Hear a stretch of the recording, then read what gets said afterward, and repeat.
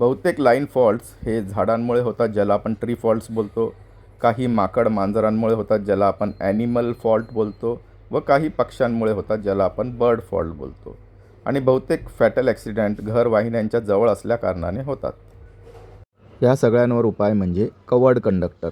या कंडक्टरला 3 कवर्स आहेत बघा, 3 आवरणे आहेत, म्हणून याला कवर्ड कंडक्टर बोलतात.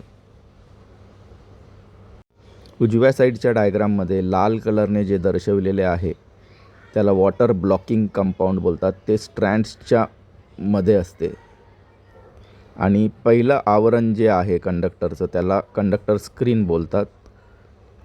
त्याच्यावर XLPE इन्सुलेशन आहे आणि सगळ्यात वरची कोटिंग ती XLPE HDPE असू शकते. ती UV प्रोटेक्शन करते आणि अँटी ट्रॅकिंग प्रॉपर्टी असते.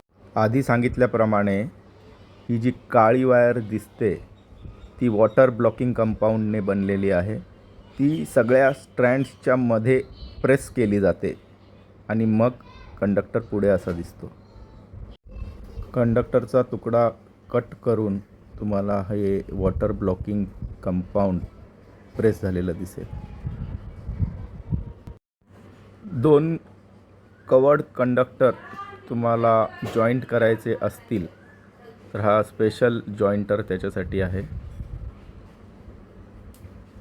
मित्रांनो, कवर्ड कंडक्टर हा बेअर कंडक्टरपेक्षा 30 ते 40% महाग आहे.